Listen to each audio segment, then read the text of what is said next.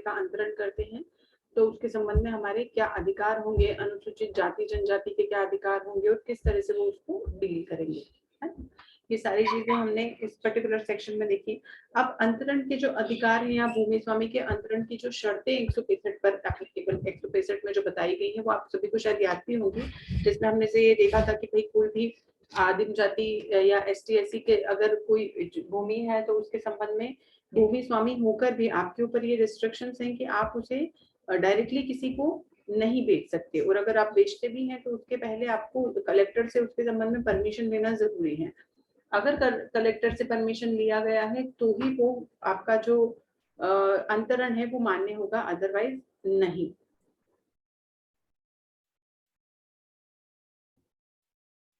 और यही रीजन है कि अगर एक धारा 170 में 165 का अगर उल्लंघन किया गया है तो उसके संबंध में क्या प्रावधान है। जैसे जहां किसी भूमि स्वामी द्वारा कब्जे का अंतरण किसी ऐसे अंतरण के अनुसरण में किया गया है जो कि धारा 165 की उपधारा 6 में सारे आदिम जाति से संबंधित थे। उपधारा 6 जो है आपकी वो सारी की सारी एसटी और एससी के जो राइट्स है उनको लेकर है। तो यहाँ पर इसके संबंध में एक चीज और मैं आपको बता दूं कि ये जो भूदान विनोबा भावे का एक भूदान आंदोलन हुआ था, ये 165 का जो धारा 165 का सबसेक्शन जो 6 है इसमें बहुत सारी चीजें ऐसी जोड़ी गई हैं जो कि आदिम जाति के कल्याण के तहत हैं। और इसीलिए अब मान लीजिए कि हमने वहां पर कुछ रिस्ट्रिक्शंस बता दिए, हमने वहां पर एक प्रोटोकॉल दे दिया, एक गाइडलाइन दे दी कि इस तहत आपके काम होंगे, पर अगर वह इस तहत नहीं होते हैं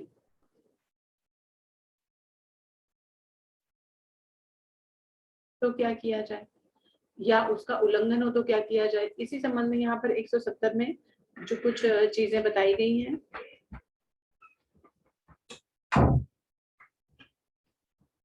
अब जहां किसी भूमि स्वामी द्वारा कब्जे का अंतरण किसी ऐसे अनुसरण में किया गया है या उल्लंघन होता है जहां किसी व्यक्ति को किसी ऐसे भूमि स्वामी या जिसके की कोई निकटतम वारिस नियरेस्ट लीगल हायर ना हो उत्तरजीवी होने की दशा में उस खाते को विरासत में प्राप्त करता है।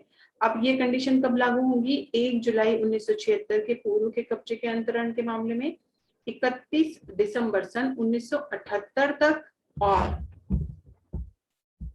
पश्चातवर्ती मामले के कब्जे, पश्चातवर्ती का मतलब होता है बाद में, पूर्ववर्ती मामले मतलब उस एक्ट के पहले के, पश्चातवर्ती मतलब उस एक्ट के बाद के।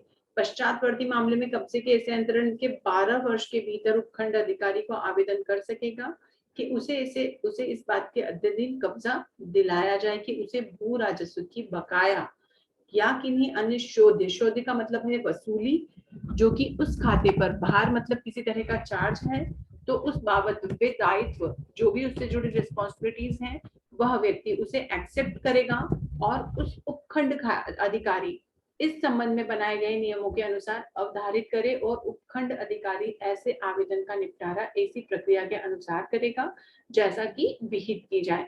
मतलब यहाँ पर कुछ अधिकार ऐसे हैं, मान लीजिए कोई व्यक्ति ऐसा है जिसका कि कोई लीगल या नियरेस्ट हायर नहीं है, उस संबंध में उसका कोई उत्तरजीवी तो होगा, जैसे कि बेटा नहीं है तो भाई के बेटे हो सकते हैं, है ना, भाई के बेटे उत्तरजीवी कहलाएंगे और एलआरएस भी होंगे।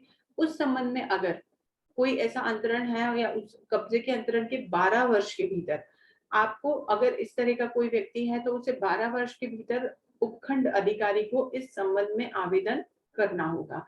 साथ ही उससे संबंधित भू राजस्व के शोध के संबंध में, भार के संबंध में जो भी दायित्व होंगे, अगर आप किसी संपत्ति पर पोजीशन लेना चाहते हैं, हक लेना चाहते हैं, उत्तरदायित्व उसका उत्तरजीवी बनना चाहते हैं तो उससे संबंधित जो दायित्व हैं वो भी आपको लेने होंगे, है ना। तो इसलिए ये जरूरी है कि इस संबंध में आवेदन टाइम कितना है, 12 वर्ष का। 12 वर्ष के भीतर भी अगर आप नहीं जागते हैं तो फिर यहाँ पर आपका लिमिटेशन एक्ट आपको कंट्रोल करेगा कि अब आप यहाँ पर एप्लीकेबल इस पर्टिकुलर चीजों के लिए एप्लीकेबल नहीं होंगे। जहां भूमि स्वामी की कोई जहां जहां भूमि स्वामी को कोई भूमि धारा 165 की धारा 5 के उल्लंघन में बेची जाती है। अब धारा 5 में जो रिस्ट्रिक्शंस लगाए गए हैं उसके बावजूद अगर किसी व्यक्ति ने उस भूमि को बेच दिया है, वहां न्यायालय जिसके की द्वारा ऐसा विक्रय का आदेश दिया जाता है उस भूमि स्वामी के या किसी ऐसे व्यक्ति के जो उस भूमि स्वामी का जिनके की कोई निकटतम वारिस ना हो, उत्तरजीवी होने की दशा में उस खाते को विरासत में प्राप्त करता है। आवेदन पर जो विक्रय को 2 वर्ष के भीतर किया गया है,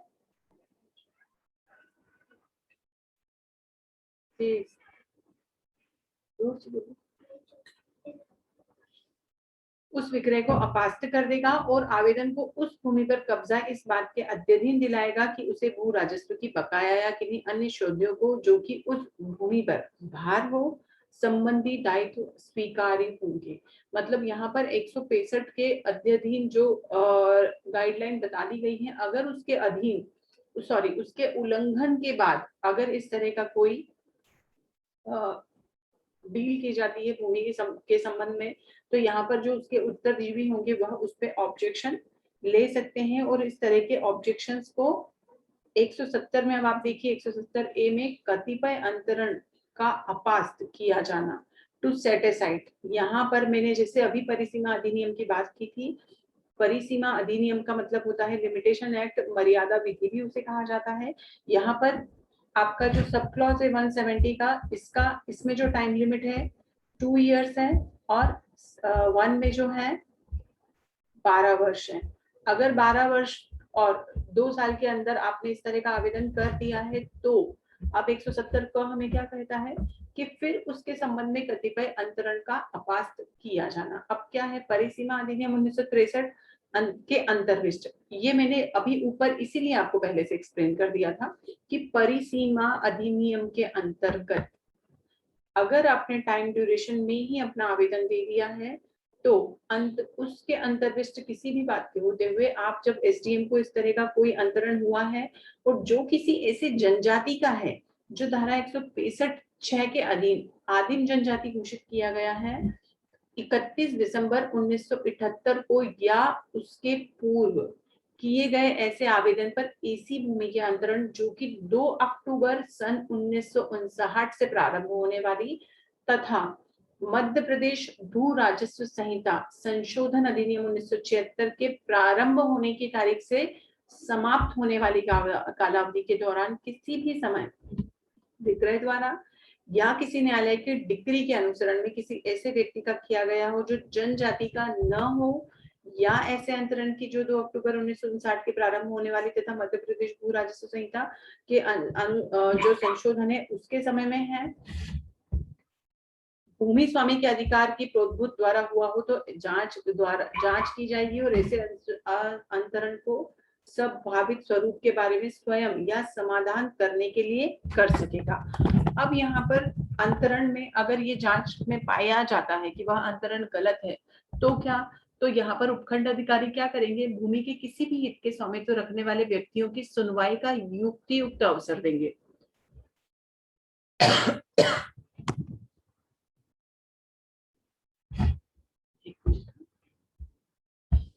उस युक्तियुक्त अवसर के दिए जाने के पश्चात व्यक्ति को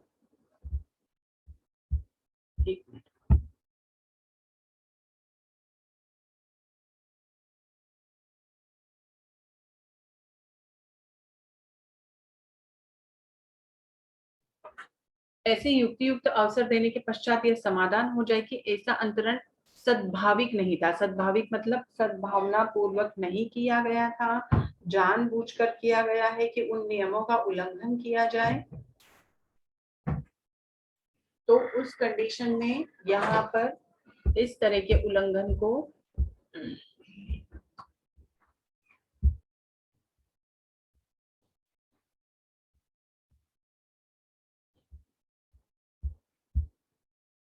सद्भाविक का मतलब आप लोग याद रखें, सद्भाविक नहीं था तो उस कोड में मतलब सद्भावना पूर्वक नहीं था और जानबूझकर जो अधिनियम है उसके नियमों को तोड़ा गया है, तो यहाँ पर अधिनियम के अंतर्विष्ट किसी भी बात के होते हुए क्या होगा, उस जो अंतरण किया गया है उसे अपास्त किया जा सकेगा।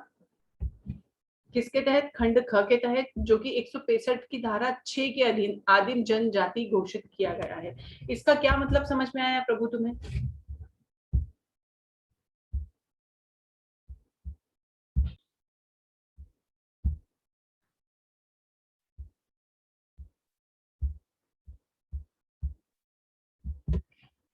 प्रत्येक, देखिए, आदिम जनजाति के सदस्य की ऐसी भूमिका जो कपट द्वारा अंतरित कर ली गई थी, प्रतिवर्तन, रिवर्सन। अब जैसे ये जितनी भी चीजें मैंने आपको बताई, ये क्या हुआ? ये भी होता है ना, कि किसी व्यक्ति ने छल से, कपट से, लालच देकर उसकी जमीन को अपने नाम कर लिया। प्रत्येक ऐसा व्यक्ति जो मध्य प्रदेश भू राजस्व संहिता संशोधन अधिनियम 1980 के प्रारंभ की तारीख को किसी ऐसी भू कृषि भूमि का कब्जा रखता है जो 2 अक्टूबर 1959 से प्रारंभ होने वाली तथा संशोधन अधिनियम 1980 के प्रारंभ होने की तारीख से समाप्त होने वाली कालावधि के बीच किसी ऐसी जनजाति के सदस्य की रही है जिसे धारा 165 की उपधारा 6 के अधीन आदिम जनजाति घोषित किया गया हो। ऐसे प्रारंभ से 2 वर्ष के भीतर उपखंड अधिकारी को ऐसे प्रारूप से और ऐसी रीति में जैसा कि विहित की जाए, इस संबंध में समस्त जानकारी अनुसूचित करेगा कि ऐसी भूमि उसके कब्जे में कैसे आई, है ना। ये इससे क्या होगा? इस तरह की जानकारियां अगर सामने वाले के द्वारा दी जाती हैं, तो यहाँ अगर किसी तरह का कोई फ्रॉड होगा, उस फ्रॉड का पता लगाया जा सकता है।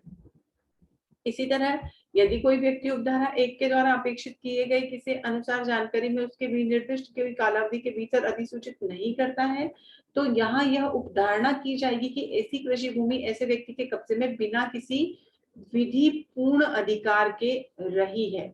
एक शब्द है उपधारणा, जिसका मतलब होता है प्रिजम्पशन। प्रिजम्पशन का मतलब होता है कि अगर आप, जैसे मान लीजिए कोर्ट में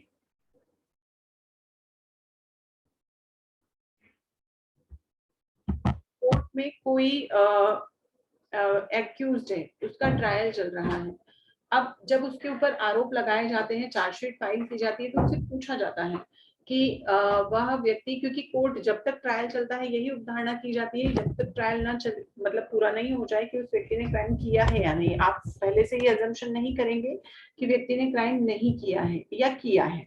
इन्वेस्टिगेशन का वेट किया जाएगा। उपधारणा का मतलब यही होता है किसी चीज का प्रिजम्पशन करना। उस प्रिजम्पशन के तहत व्यक्ति से यह देखा जाता है कि व्यक्ति के द्वारा यह देखा जाता है कि उसने वह क्राइम किया है या नहीं। अब अगर यहाँ पर यह अपेक्षित है या यह अपेक्षा की जाती है कि व्यक्ति अपनी जमीन के संबंध में पूरी जानकारी दे, अगर वो नहीं देता है, तो यहाँ पर उपधारणा क्या की जाएगी कि आपने वह जमीन विधिपूर्ण, बिना विधिपूर्ण अधिकार के ली है। जैसे कि आरोपी के ऊपर चार्जशीट फाइल की गई और उसमें लिखा गया, अब वह व्यक्ति अगर डिनाई नहीं करता है तो क्या माना जाएगा कि उसने क्राइम किया है। और अगर वो डिनाई, आरोप जब चार्ज लगाए जाते हैं तब वहां पर साइन कराए जाते हैं। तो अब आरोप जब लगाए गए हैं, तो यहाँ पर जब साइन कराया गया है और आपने बोल दिया कि नहीं आपने क्राइम नहीं किया था, तो क्या उपधारणा होगी कि व्यक्ति ने क्राइम नहीं किया। अब इन्वेस्टिगेशन के बाद, एग्जामिनेशन के बाद प्रूफ होगा कि वह क्रिमिनल है या नहीं, या उसने क्राइम किया है या नहीं। इसी तरह यहाँ उपधारणा का मतलब हमेशा ये याद रखिए, एविडेंस एक्ट में आपने इस चीज को डिटेल में पढ़ा होगा आई थिंक, कि उपधारणा क्या होती है ना। क्यों आदित्य, एविडेंस के लेक्चर्स ले रहे हो ना?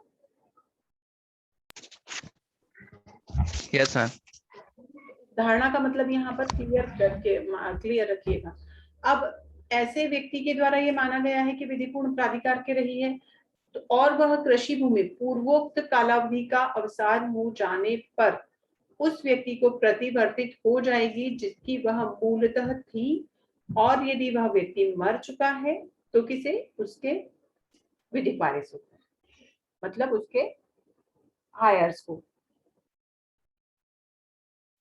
यदि कोई ग्राम सभा संविधान के अनुच्छेद 244 के खंड 1 के अनिर्दिष्ट अनुसूचित क्षेत्र में यह पाता है कि आदिम जनजाति के सदस्य से भिन्न कोई व्यक्ति आदिम जनजाति के भूमि स्वामी की भूमि के कब्जे में के बिना किसी विधि पूर्ण प्राधिकार के है, तो वह ऐसी भूमि का कब्जा उस व्यक्ति को प्रत्यावर्तित करेगा जिसका कि वह मूलतः थी। और यदि उस व्यक्ति की मृत्यु हो चुकी है तो उसके विधिक वारिस होगा। परंतु यदि ग्राम सभा ऐसा कोई भूमि का कब्जा प्रत्यावर्तित नहीं करा पाती है तो क्या होगा? उस कंडीशन में यहाँ पर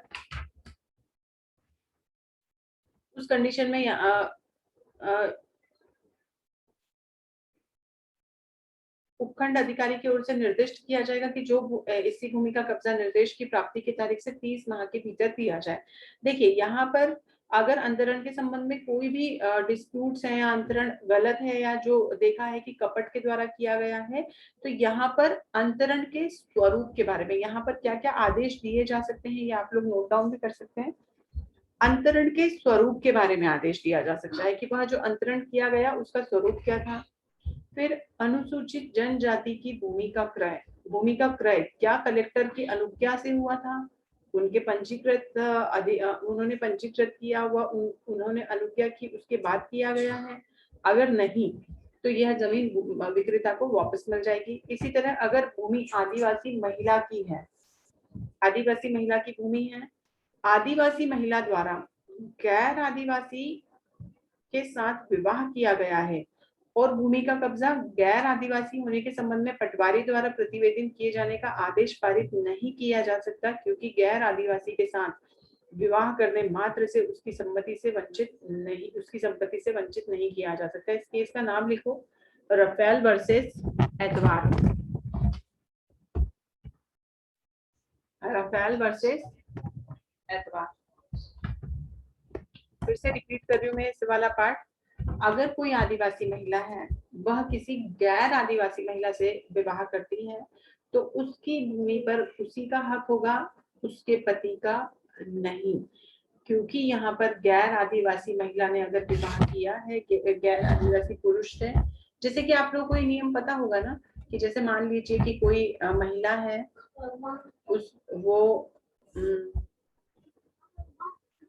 जैसे कोई महिला है वो जनरल कैटेगरी से है, अब अगर वो आदिवासी से विवाह करती है तो क्या वह आदिवासी कैटेगरी की मानी जाएगी? Yes ma'am. No ma'am. No Gangaram, no ma'am, नहीं होता है। अगर आप चुनाव में खड़े होते हैं तो आपको यहाँ रिजर्वेशन में एज ए वाइफ आपका जो कैटेगरी है वो चेंज नहीं होता है, पर जो बच्चे होंगे उन बच्चों के लिए वो कैटेगरी मान्य होगी। हमेशा याद रखना है चीज। इस सेक्शन को अभी जब मैंने ये जो केस आपको लिखवाया था उसमें क्या समझ में आया, यही हुआ ना कि गैर आदिवासी से आपने शादी तो कर ली पर गैर आदिवासी को उस भूमि पे वो हक नहीं होगा जो उस पत्नी का है, या उसके गैर आदिवासी से शादी कर लेने से उस महिला का हक उस जमीन से खत्म नहीं हो जाता है। हमेशा याद रखना है चीज।